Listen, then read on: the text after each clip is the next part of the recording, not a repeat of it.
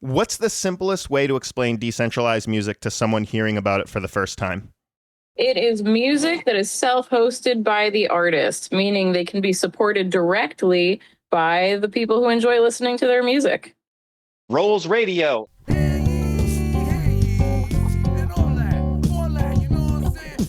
Today I'm joined with co-host of the podcast Homegrown Hits and pioneer in the decentralized music space, DuhLaurien. Welcome to the show.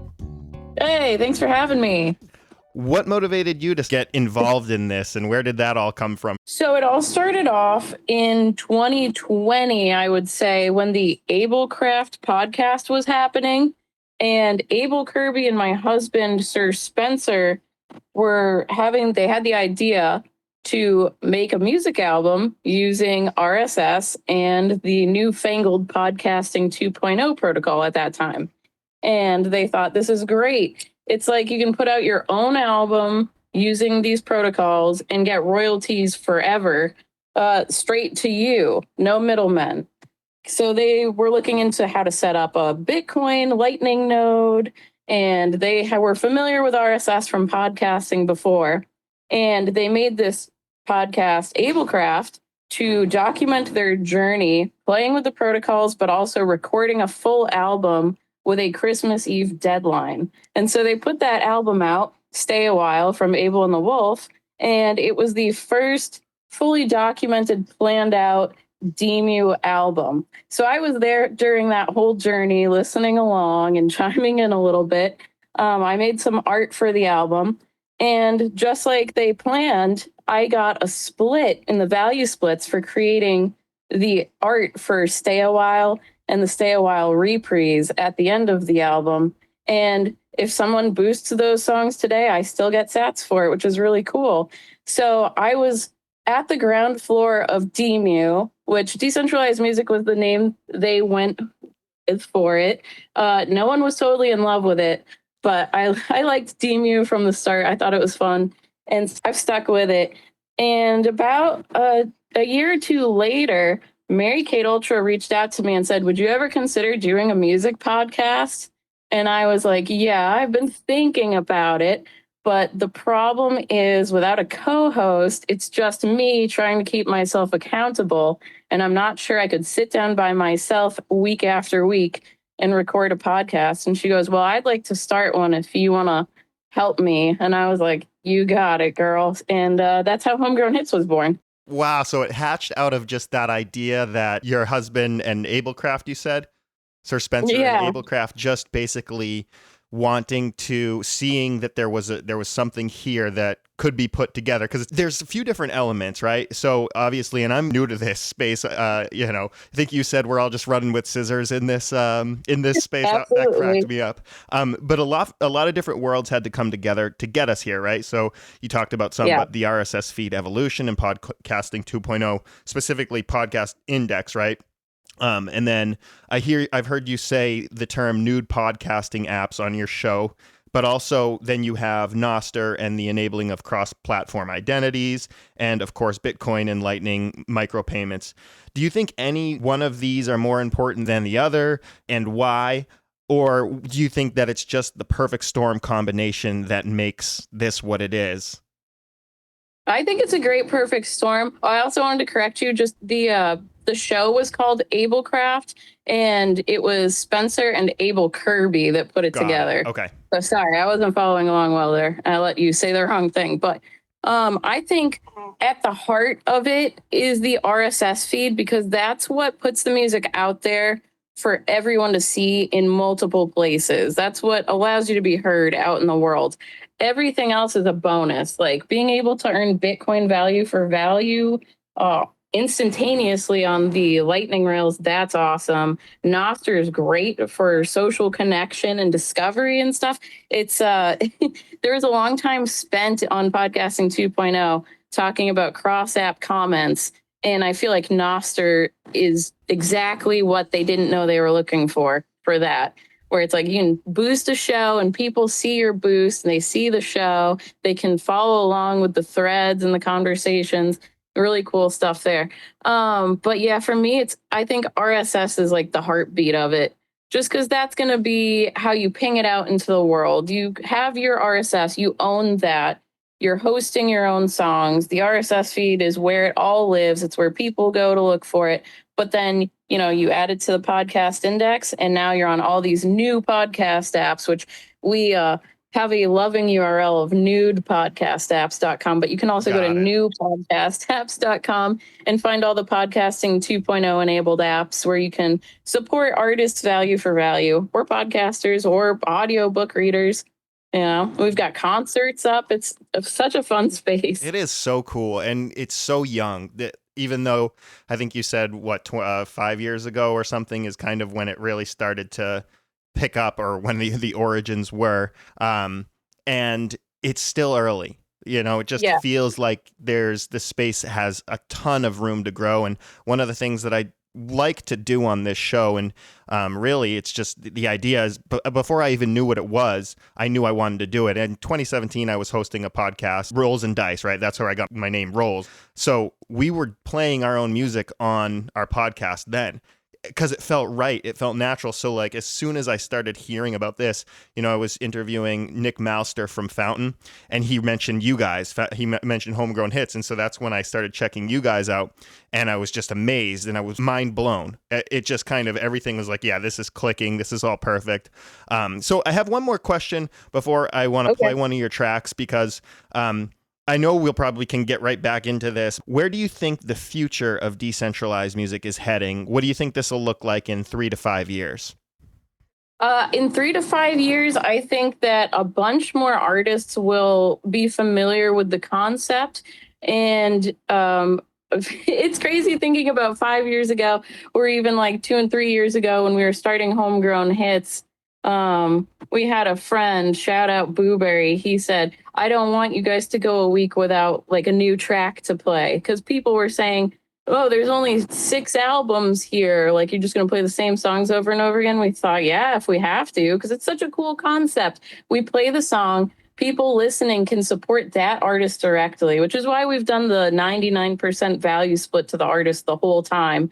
And then the 1% is just so that Mary Kate Ultra and I can thank them at the end of the show. And we're just like, we'll just keep playing it. We'll mix it up, make different vibes every week or whatever, different playlists for different moods. And Booberry, he kept going out there and getting artists to upload their stuff, even if it was him doing all the work, and just saying like, here's your wallet. If you want the sats, it's here. Like, let me know. It's like a reverse robbery, right? You're like, hey, you don't want anything to do with Bitcoin, but I set a wallet up for you, and it's catching all these sats right now. So just let me know when you want it. Like, it's all yours. It's so conniving, reverse robbery. Right? So luckily, we have never really had to repeat songs. There are favorites of the hitters, and also holiday songs when the holidays come up that we like to play a lot.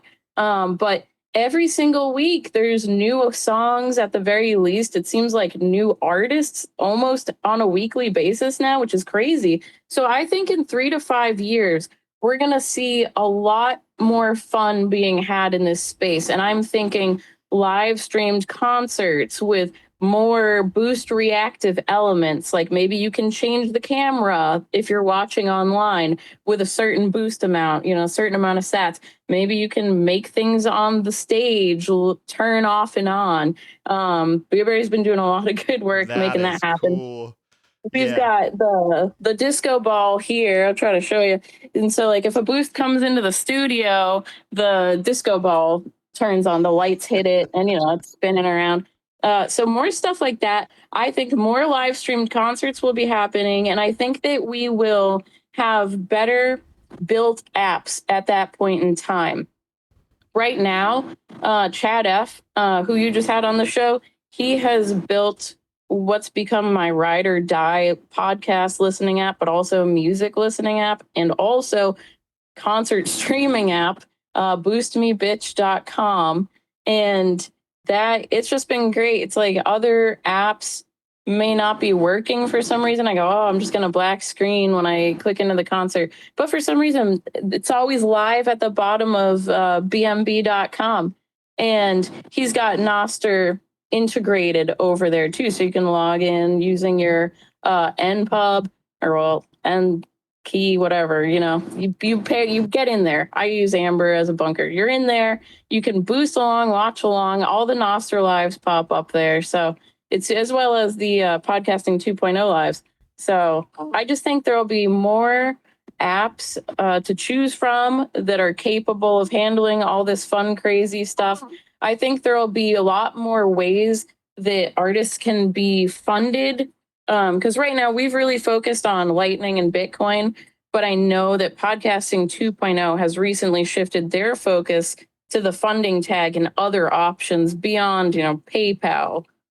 So we'll see how that goes. And yeah, I think there's going to be a lot more artists and a lot more events. Yeah, the sky is the limit because you talked about video on these things. And I think I heard you and Mary Kate Ultra on one episode talk about, well, what would a soundtrack or a film score look like for DeMu, like independent film, and somebody scoring the music for that. And there's so many opportunities. And yeah, shout out to Chad F. He's a big deal. I told him that. He was laughing. He's like, I just create things that I want to see.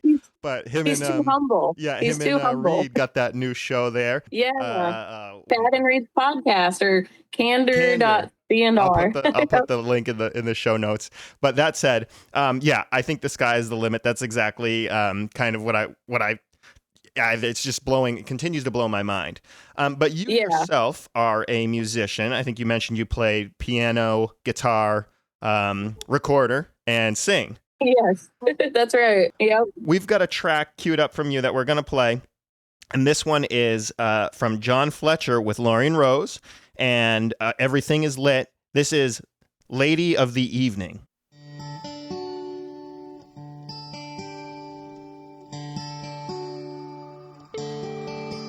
She's lost in the city again. Down and out, no friends. She's lost her way and now has sex for pay.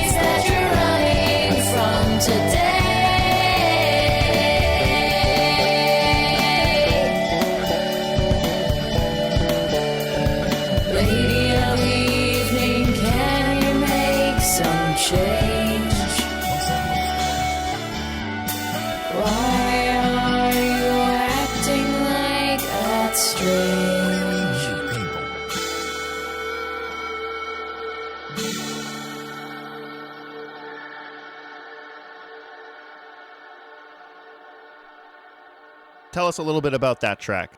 So my friend John there came to me with a song idea, and he said, I think this would be better if it was sung by a lady. Like, I need a lady to sing it. I know that you said you sing. And I was like, yes. So he laid down the guitar for it and the drums and sent me the instrumental with the words. He had like a rough draft of the tune that he wanted and just said, have at it. So I started recording, and it was the first time I ever recorded myself singing a song, like just all on my own with no help. And I started just having too much fun and like laying out all these harmonies and playing with harmonies. And I sent him everything in a couple days and was just like, I don't know if you want harmonies or not, but I have all of these. And he was just like, okay, cool. And yeah, that was pretty much it. Have you worked with John in the past? So Fletcher was the host of Hog Story and also an infamous, I would say, end of show mix producer for No Agenda. He also had like the Fletcher scream that everyone really enjoyed. That was kind of like a staple jingle in many parts of the No Agenda show. So we met through the No Agenda community. And his show, Hog Story, was a bi-weekly podcast as well that would do a guest slot on Thursday nights. And they were always grabbing people from the No Agenda troll room or noagenda.social at the time for interviews to get to know people that listen to the same podcast, you know? And I got I got asked if I wanted to be on the show with Spence. And we were like, okay, sure. This was, I want to say 2019 or 2020. We had all the gear for podcasts or music making. We just didn't have it set up. And so Hog Story was the reason we got our whole studio set up. We sat down, we did the show with them. And then we were like, why don't we bring Bowl After Bowl back, which was our podcast that had been on hiatus since we moved and before we became parents. And so Fletcher and Carolyn Blaney, shout out, they're really the reason why we got back involved, podcasting, and then the whole DeMu thing being birthed from that. But yeah, Fletcher's a very talented musician, a wonderful conversationalist, and a good friend. So he got me making some music, which is always good for people. Yeah, those bass lines sounded great. I heard a little like Jaco Pastorius influence in there, just a little bit of everything. I mean, but the sound, the instrumentation was great. The singing was great. So no, thank you for sharing those links, because I always find value in listening to music with people, their own music. But so okay, well, let's take it back. As far as one more question I did want to say, or I wanted to ask, and it was just regarding the hosting. And I know that on Bowl After Bowl, you guys talk about running a node. How does this make what you do on the show possible? Running a node? Yeah. So when sats are coming in, if someone is streaming sats or boosting sats or now auto boosting sats, they are going straight to my or Spencer's or whoever our guest is. They're going straight to their Lightning node. And on the node, there's a program called Helipad, which allows you to see all of the boosts or zaps or streams that are coming in. And it has metadata of like the person's name and, of course, the boost amount. And they can write a message, which we call a boostagram. And so then you can read that during the show and thank them, because we were all born in the value for value world, thanks to No Agenda, a lot of our friends here. And so we think that, thanking people, having no paywalls, no ads, it's an important part of the show. So we try to put the value stuff up front, value for value, and get all those people thanked. And I really like having your own node because you're not dependent on another person. Everything is under your control. And sometimes, there's going to be troubleshooting and tinkering that has to be done, but it's always a learning experience. And I think pretty much everything I know about Bitcoin, I've learned through running my own node. It was just a way to get in the car and start driving and get over the fears and, the FUD that exists. And it's also one of those experiences of once you set it up, you go, wow, that was easy. And it's just like weird. It's like, why didn't I set that up before? It sounded so intense, but it's cool being your own bank and payment processor, basically. It's just another way to cut out more existing middlemen, I would say. It's right at the ethos of decentralization, yes, right? Exactly. Okay, so any closing thoughts or anything that I missed that you'd like to share? No, I just hope that there are more people out there that are interested in sharing their music value for value and hosting it themselves, building cool websites and people building cool apps to handle all this stuff. And I would love to see more music shows too, sharing all of these artists that are out here waiting to be heard. So where do folks go to follow you, and then where do they go to listen to Homegrown Hits? Sure, you can go to homegrownhits.xyz to find the music show, or you can search for it on your favorite nude podcast app. It'll be there. And for me, well, I'm over on Nostr. You can search DuhLaurien and find me there. On Tuesday nights, I'll be bowling at bowlafterbowl.com. That's a good central place to find me. And I am usually lurking, talking, or hanging out on the IRC. So find a chat room that I'm in. All right. Well, thanks for listening, everyone. Big shout out to DuhLaurien for breaking down decentralized music and the V4V movement. If this episode gave you something valuable, send a boost or share it with someone exploring podcasting 2.0. See ya.